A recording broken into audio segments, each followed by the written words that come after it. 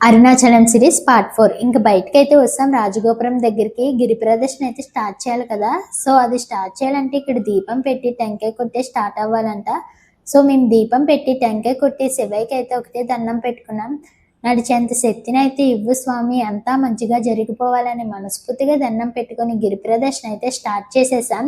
మేము స్టార్ట్ చేసేసరికి అరౌండ్ 9:30 అలాగైతే అయిపోయింది. ఇక్కడ చూడండి, నైట్ టైం రాజగోపురం అయితే చూడడానికి ఎంత బాగుందో.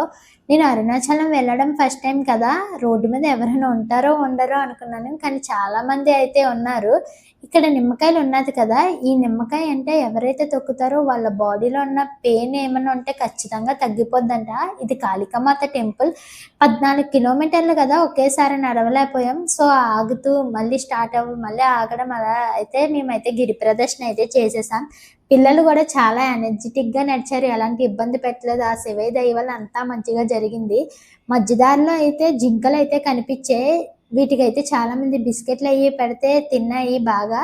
చాలా లింగాలున్నాయి. కాపోతే మేమెళ్ళింది నైట్ టైమ్ గదా! సో, కొన్ని టెంపుల్స్ అయితే ఓపెన్‌లో ఉన్నాయి. కొన్ని టెంపుల్స్ అయితే క్లోజ్‌లో ఉన్నాయి.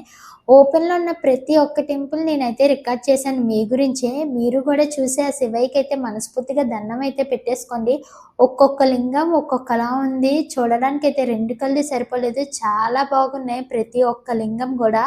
Wait for part 5.